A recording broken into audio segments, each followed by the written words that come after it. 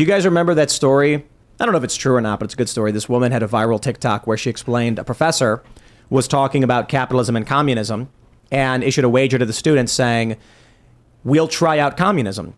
Everybody will take their final or their midterm or whatever, and then we'll average out the grades and give everyone an equal grade.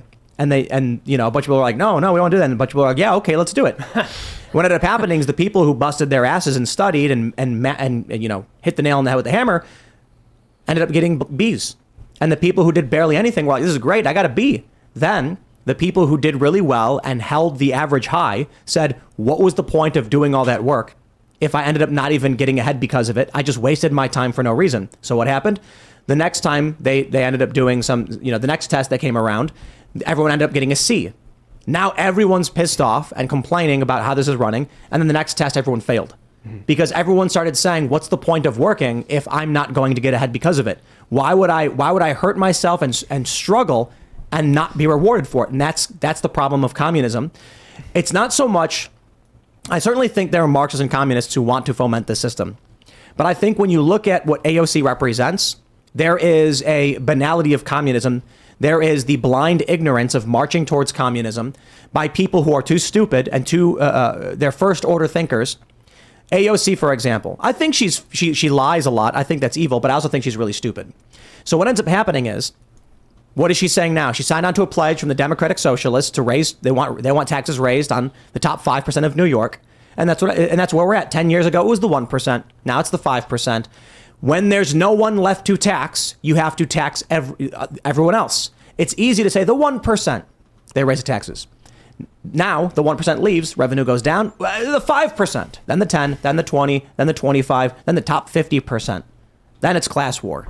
Then it's just people fleeing, and you get open air drug markets. You get exactly what we're seeing now. And once a system breaks, they then come in and say, give us absolute control to solve this problem. Mm-hmm. We need to come in with strong military force and security to clean up the streets, give us the power. Well, and of course, the irony is that the more they tax people, once they hit that revenue maximizing point in the Laffer curve and continue to go further, which they, I would argue, have long ago, an increase in taxes actually starts to result in less revenue in certain circumstances. So when things get really bad and they start dipping lower and lower and say top 10%, top 20%, etc., what happens is not only do they start taking in less revenue because people leave the city or they aren't working as hard or more people lose their job or employers can't afford to continue to hire people, then the government has less revenue, and more of that revenue ends up being spent on the corrupt bureaucrats who are sabotaging the system and trying to pull from it as much as they possibly can before it totally collapses.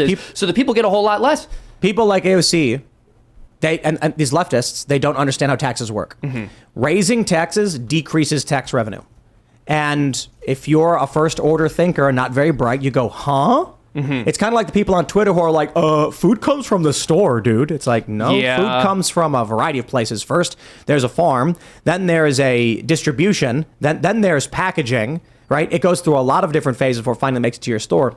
But the reason raising taxes typically will decrease tax revenue, if you have $1 and tax is 5 cents, 5%, and I give someone the $1, they got to give a nickel to the government, but they still have 95 cents. So they trade that 95 cents, and now someone's going to give, a 4.8 or whatever the math is, another fraction. So the government in these two transactions ends up getting slightly more than the one transaction.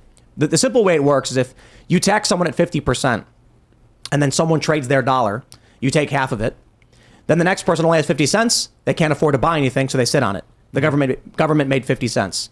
If the tax is lower, everyone keeps trading all the way around until they get down to 50 cents, and the government has taken a slightly higher percentage. So the easiest way to explain this is, the story I was told was that there was a Home Depot in Cook County, Illinois, that shut down and reopened in DuPage County, like 5 miles away. And they spent a couple $1 million to do this. And the reason was, when the county raised taxes by, I think, like 0.2% or something, like 0.02%, some tiny number, if you're talking about a fraction of a percent, but you're spending millions of dollars on supplies and orders through Home Depot for your contracting work, you can save a couple $100 or a couple $1,000. You will drive a couple miles per day to pick up your supplies. It doesn't matter that much. So what ends up happening is, They raise taxes, trade drops off. Now the government's getting a percent up. 50% of zero is zero. Whereas 5% of a dollar is 5 cents. You'd rather have the 5 cents. But this is what they do. This is where we're going. Absolutely. And I also want to point something out here about AOC. Tim, you mentioned that it's what, 200,000 or more per year? 250. So 250. AOC makes what, 175,000 a year, and she was complaining that it was unacceptable that she had $17,000 in student debt. If you're making $175,000 a year and you're a single person, you don't have children, you don't have dependents, then you should be able to handle $17,000 in debt, right? We're talking $175,000 a year. That's a lot of money, bro. But bro, come on. Okay, she has a Tesla. You're right. She got to pay that. She has to pay that off. Yeah. No, exactly. So my point is, she can't afford this $17,000 a year, even though she makes, or not $17,000 a year, $17,000 total in debt, when she has $175,000 coming in each year, and she's going to sit here and lecture us about how people could be paying more money for social programs that they didn't sign up for when she chose to take that debt out herself. I will say, to be fair, Teslas actually aren't that expensive. Not as expensive as they used to be. Yeah, I think she's like a Model 3, and it's like $30,000, which is crazy to think, because that's unacceptable that she owes $30,000 on that. No, it's crazy that cars have got. It's crazy that cars have gotten that expensive. The cost of cars is nuts right now. It's great that Elon Musk is dropping the prices of all the Teslas repeatedly, but it's crazy when you go to dealerships and you see the inventory's gone and the price is through the roof. Yeah, you'll live in the pod and you'll eat the bugs. You'll own nothing and you'll be happy. Delicious. And I really. I don't see how we avoid the living in the pod and eating the bugs thing. Yeah. Do you think only the rich will eat meat? Is that everyone else on the pod? Nope. I think you're going to be at a restaurant and you're going to be sitting there talking with your friends and laughing. You're going to look over the menu and you're going to say, "I'll do the branzino," and they're going to go, "Excellent choice, sir."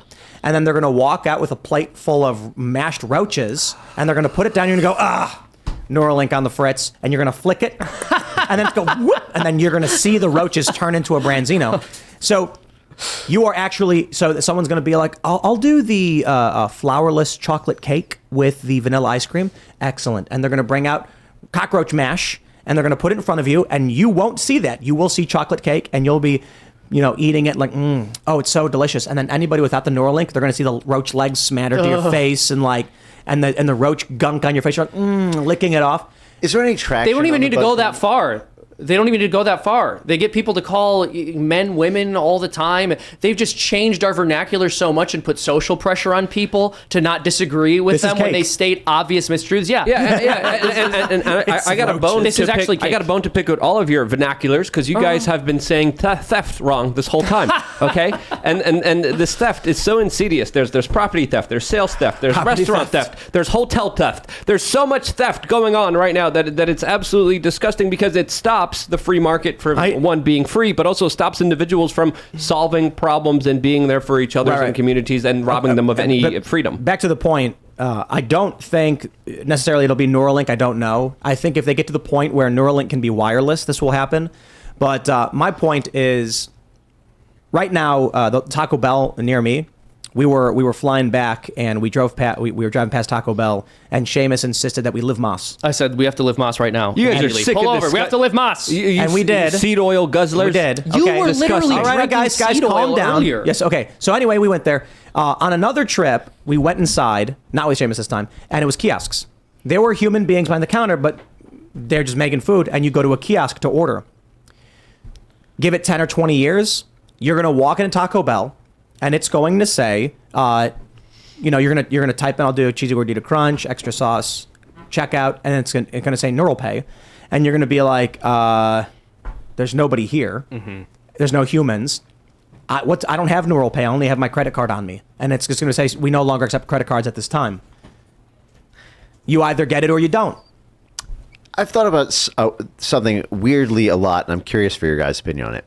What happens to the ad tech world in a fully saturated Neuralink world? In the sense that, like Google AdWords totally changed the way search happened on the internet, because it became all about the word you're searching for, and you monetize the specific words. Billions of dollars of advertising go into bidding on words. When the interface moves from words to thoughts, it's like I can almost... It's still words, though. But I can imagine, but those are going to get tagged to basically like neural activity. And you're going to have signatures of neural activity associated with those words. You're going to basically have like bidding on neural signatures, I think, like very directly. I think the bigger issue with Neuralink advertising is going to be the discovery of, we already know this, but the degrees of cognitive faculties, I suppose, right? I don't want to say IQ necessarily, but there are different metrics by which we assess an individual's brain capacity. IQ being one of them. There's also visualization examples. The one where they show an apple, and they say, when you think of an apple, what do you see? Yeah. And then the first one is a vivid photorealistic apple. The next one is a flat two-dimensional apple. The next one is a black and white outline, and the next one is nothing. And there are a lot of people who have responded to these saying, like, you can see an apple when you think it. Some people can't. Some people report not having an inner monologue. And I've met people, they say that they don't have an inner monologue. And I'm like, so what do you think when you think? Like, if you're not thinking in pictures, words, sounds, and like visualization, what are you thinking? And they're like, I don't know, just thoughts, I guess. What I've experienced in talking to people about this is that some people think in pictures, some people think in sounds, some people think in images of the words themselves, and some people report none of this. Some people in their minds are talking to themselves as they think, and some people are not. Some people have multi-track minds and some people don't. So when it comes to Neuralink and they begin to try and track your brain activity for ads, it's going to be interesting when they find people who get into Neuralink, they're going to say, and whether you want them to or not, these AI companies, these big tech companies, if Neuralink type devices, human brain-computer interfaces become ubiquitous, they will absolutely track your cognitive level. Thanks for watching this clip from the Timcast IRL podcast. Hang out with us live Monday through Friday at 8 p.m. and become a member over at timcast.com for uncensored, members-only shows exclusive. Thanks for hanging out, and we'll see you all next time.